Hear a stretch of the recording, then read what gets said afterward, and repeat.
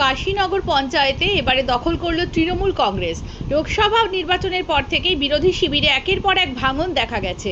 আর এবারে কাশীনগর গ্রাম পঞ্চায়েতে বিজেপির প্রধান যোগদান করল শাসক দলে, যার ফলে পঞ্চায়েত এখন শাসক দলের দখলে।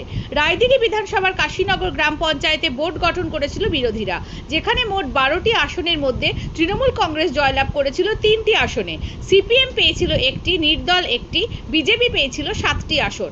পরবর্তী সময়ে নির্দলের জয়ী সদস্য যোগদান করেন শাসক দলে ও বিজেপি পরিচালিত এই পঞ্চায়েতের উপপ্রধান যোগদান করে শাসক দলে।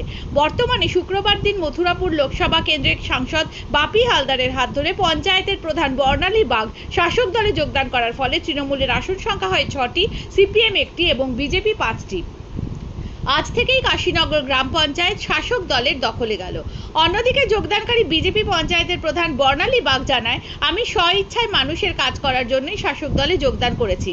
অন্যদিকে এই বিষয় নিয়ে রায়দিঘির বিধায়ক অলোক জলদাতা জানায়, তৃণমূলের উন্নয়নে সামিল হতেই প্রধান উপপ্রধান সহ অনেকেই যোগদান করেছে শাসক দলে।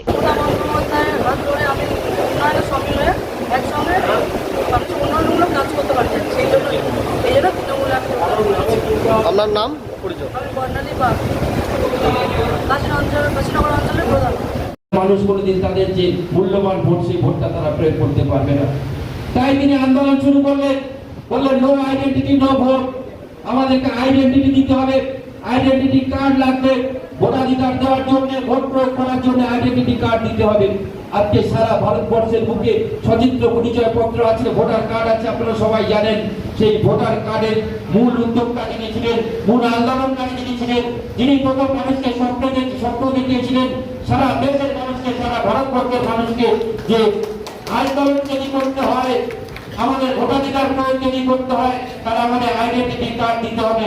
সেদিনকে তিনি নির্বাচন কমিশন তৎকালীন সময়ে যারা ছিলেন তাদেরকে বাধ্য করেছিলেন। আমাদের এটা সত্যি ভালো লাগছে এবং ওয়েলকাম জানাচ্ছি যে আমাদের কাশীনগর অঞ্চলে যিনি প্রধান, তিনি বিজেপি দল থেকে নির্বাচিত হয়েছিলেন, কিন্তু তা সত্ত্বেও তিনি কিন্তু আমাদের সঙ্গে একটা কাজ করার মানসিকতা নিয়ে তিনি ছিলেন। কিন্তু বর্তমান লোকসভা নির্বাচন বিজেপির যা পশ্চিমবঙ্গে বেহাল দশা এবং তাদের যে ধরনের দিকটি পশ্চিমবঙ্গের সাধারণ মানুষের কাছে বিজেপি পর্যন্ত তিনিও মনে মনে মর্মাহত। এই বিজেপি দলটাতে থেকে অন্তত পশ্চিমবঙ্গের মানুষের জন্য বিজেপি দল তো কিছুই করেনি। আপনারা জানেন যে 100 দিনের কাজের টাকা আটকে রেখে দিয়েছে, ঘরের টাকা আটকে রেখে দিয়েছে। সেই জন্য তিনি কিন্তু ভেবেছেন যে আমরা যদি প্রকৃত অর্থে মানুষের জন্য কাজ করতে চাই জনপ্রতিনিধি হিসাবে, তাহলে আমাদের মামাটি মানুষের সরকারে মমতা বন্দ্যোপাধ্যায়ের নেতৃত্বে অবশ্যই কিন্তু আমাদের সেই সরকারে আসতে হবে। যার জন্য তিনি তৃণমূল কংগ্রেসে আজকে যোগদান করলেন।